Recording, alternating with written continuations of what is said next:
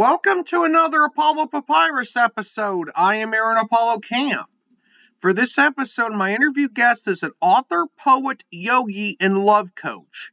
His work as an author includes the nonfiction book, The 7 Lessons of Love, and his work as a poet includes 3 poetry collections, Pebbles, 108 Savasana Poems, and Drinking Roses on Sunday.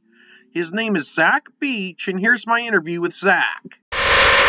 Zach Beach, welcome to Apollo Papyrus. Thank you. Happy to be here. Feel free to introduce yourself to our listeners.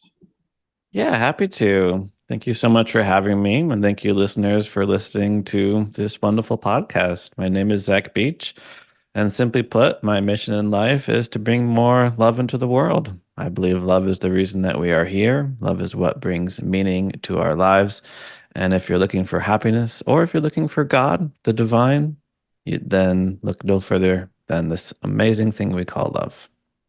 You've written 3 poetry collections, Pebbles, 108 Savasana Poems, and Drinking Roses on Sunday. Is that correct pronunciation of that last one? Roses. Okay, Drinking Roses on Sunday. Yeah, and then Savasana is the yoga pose. Yeah. Okay. Without spoiling too much of each poetry collection, what can readers expect from each of your poetry collections? That's an excellent question. You can really tell a lot from the titles of the collections. So Pebbles, for example, is my most recent collection, and it's almost like a Zen garden. There are a lot of really small poems, really short poems, really quaint poems, just like a pile of pebbles that you can find. So each little poem is a nice little gem of wisdom that you can pick up and examine to have a more mindful and present life. 108 Shavasana Poems was a poetry collection that I put together, and it's really for yogis that love lying in Shavasana and the state of mind that cultivates. So I also teach yoga, and I love reading poetry to my students. And that time at the very end of class, where you're just lying in bliss, that's a wonderful time for some really nice words of wisdom to help us all tap into our unconditioned self. And then Drinking Roses on Sunday is my sort of poetic way of saying that love is my religion. Drinking roses. Roses are a very romantic flower. Of course, it's something we give to our partners on Valentine's Day. And Sunday, of course, is when people usually go to church. So Drinking Roses on Sunday is my way of saying that love is my religion. So this is my first poetry collection, and it's all love poems, but not in like romantic, mushy gushy love poems, but a love that we can all find in all areas of our life, loving ourselves, loving others, and loving the world that we live in. What do you enjoy most about writing poetry? Love that question. One poet I love is Jane Hirshfield. I mean, she defines poetry as both a clarification and amplification of what it means to be a human being. And I feel very much the same way, that that writing helps me clarify my purpose, the reason I'm here on this planet. And it also helps to amplify it. It also helps to bring more meaning to my life. There's a very simple poem I love by the Vietnamese monk Thich Nhat Hanh, which goes, "I lost my smile, but not to worry. The dandelion has it." And I just love this sweet little gem of a poem because it again represents that amplification of meaning in our lives. I can see the smile in the flower. And even when I am feeling a certain way, I can look at the beauty around me and become inspired by that beauty. You've written a nonfiction book titled The 7 Lessons of Love. Without spoiling too much of your nonfiction book, what is it about? Yeah, the 7 lessons of love are universal principles that we can all apply to our life to bring more love into it. As I mentioned, I love love. I spent all my time thinking, teaching, and writing about it. So this was my first nonfiction book, which goes really into the nature of love. So just as an example, once we recognize that love is the reason that we are here and love is what brings meaning to our lives, the next question that naturally arises is, well, How do I bring more love into my life? What do I do if I want to cultivate love? And that, of course, is one of the greatest challenges. We went to school and no one taught us how to love more. We learned about biology and chemistry and history, but no one told us how to forgive, how to be compassionate, how to say goodbye to somebody we love who is dying. So this was a bit of a love school, a bit of an exploration of how we can bring more love into our lives and different fundamental truths about love that can really help us grasp what most people refer to as the great ineffable. But I provide really simple, straightforward ideas that help us wrap our head around love in order to bring more of it into our lives. What are some differences between how you approach writing poetry and how you approach writing nonfiction? Mm. That's a good question. So these are two very different mediums. And the biggest difference is what role words play. What I mean by that is with nonfiction and with most writing, like you go to ChatGPT or you go to some blog post, and ideally, the more clear and straightforward and logical and linear the writing is, the better. If you're writing a nonfiction book, obviously some humor can be great to get the point across. Some metaphorical language can be great in order to think of different ways to conceptualize a certain issue. But by and large, you want to get across a point. You have a thesis that you want to prove and convince your reader of whatever it is that you are saying. But poetry is different in that it's the language of the heart, as opposed to the language of the mind that we find in nonfiction. And the heart speaks in playful ways, it uses words in very playful ways. So when you pick a word, for example, in poetry, you're not picking it because of what it simply says in the dictionary, what the definition of the word is. You're picking the word because of how the word sounds, because of how many syllables it has, because how well it kind of plays with the other words around it. And because of the other qualities that the word tends to embody, or the very lived experience of the word. So you're looking for not just like the sky to mean like the thing that we look up and see, but all the things that the sky can represent, such as the inspiration of the stars, such as new heights that we can reach, such as storms that enter in and out of our lives. This word we use, such as sky. I'm saying sky right now because it's just a beautiful day right now. I'm just looking at this blue sky. And you're thinking, okay, more than just what is strictly in the dictionary, what can sky mean in terms of how we live our lives? Are all your books self published, traditionally published, published by a hybrid press, or did you use more than one publishing type for your books? I self-published. Yeah. What are your credentials as a yoga instructor, and how can yoga be beneficial for men and women alike? Oh, yeah. So it's relatively easy to get the qualifications to be a yoga teacher. And at the same time, yoga is a lifestyle and it is a lifelong process of learning. So, at least in the United States, in order to teach yoga, you typically get what's known as a 200-hour certification. So, basically, 200 hours of training. Now, if you want to immerse yourself in a yoga teacher training, that would take about 3 weeks. But a lot of times people do join studios who have yoga teacher trainings designed to do on the weekends because people have full-time jobs. So that can take anywhere from 3 to 6 months.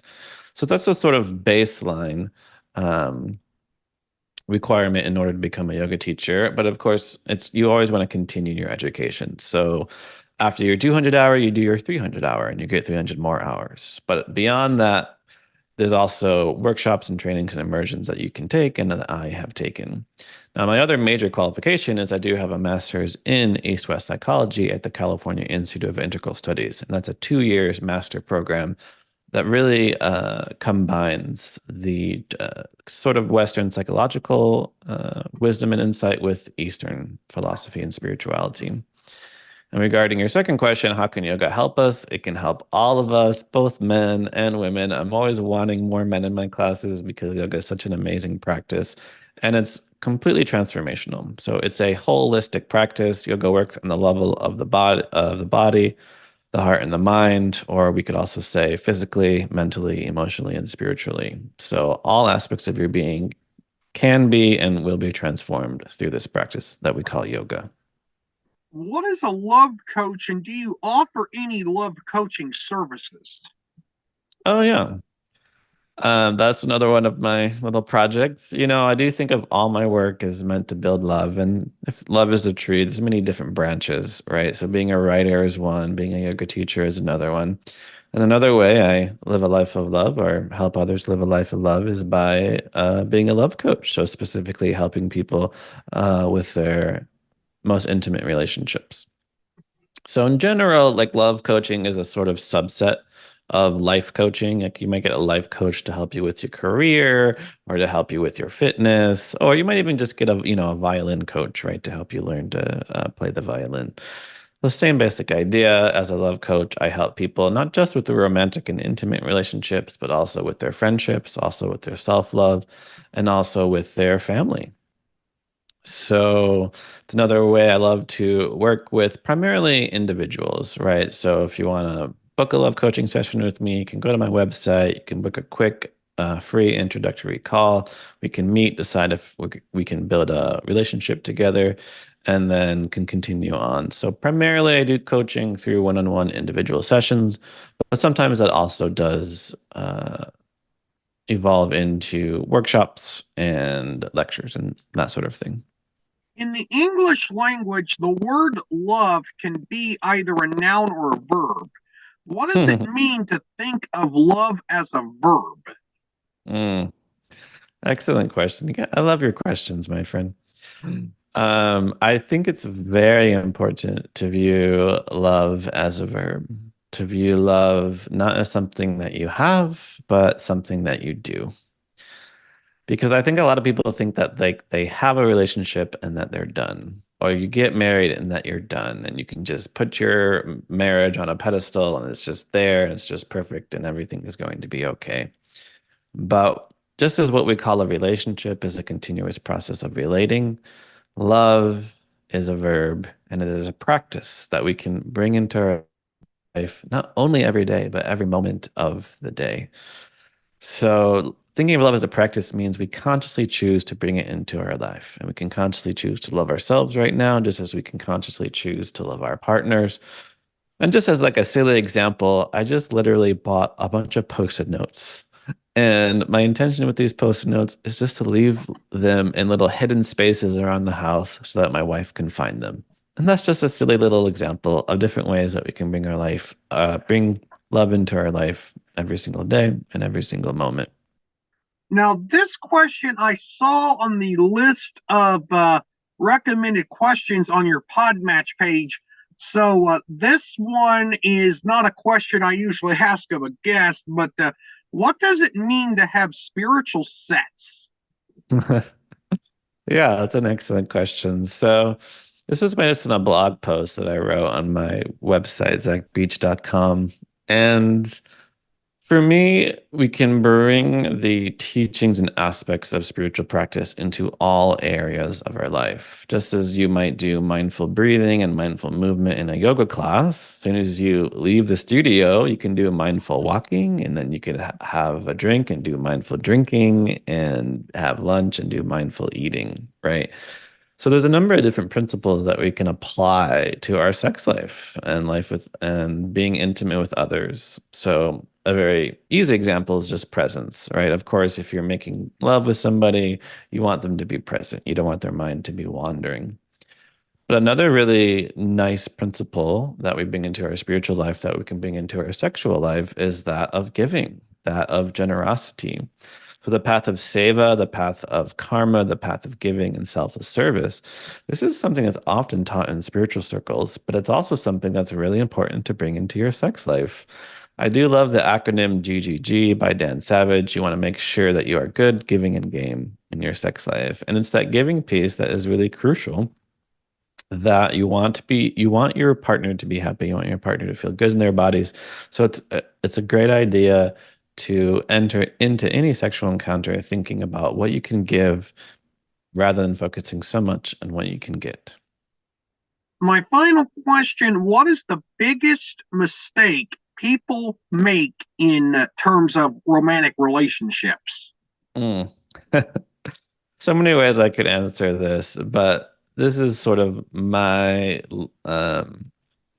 prerogative. This is my priority in life. I want everyone to stop thinking about finding the one and start focusing on being the one.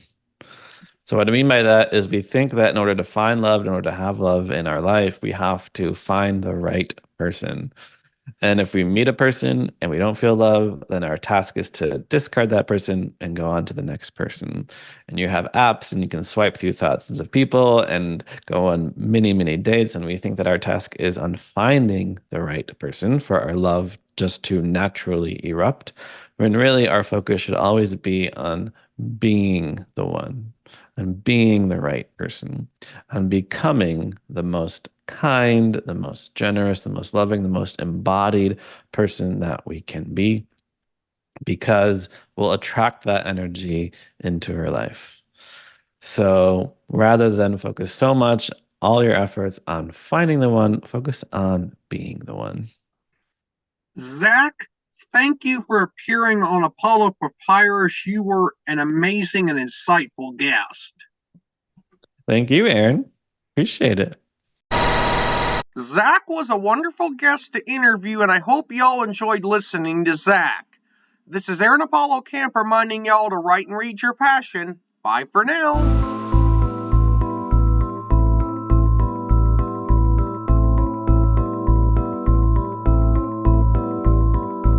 Remember to subscribe to the Apollo Papyrus YouTube channel at www.youtube.com/@Apollo Papyrus and the Apollo Papyrus Substack newsletter at apollopapyrus.substack.com. Y'all can visit the Apollo Papyrus website at campaaronapollo.wixsite.com/Apollo Papyrus and follow Apollo Papyrus on Threads, Instagram, Facebook, and Tumblr at Apollo Papyrus. Copyright 2024, Aaron Apollo Camp, all rights reserved. This podcast episode is intended for the private listening of our audience. Any reuse or retransmission of this episode without the express written consent of the podcast host is prohibited, except under fair use guidelines. Royalty-free music and sound effects obtained from https://www.zapsplat.com.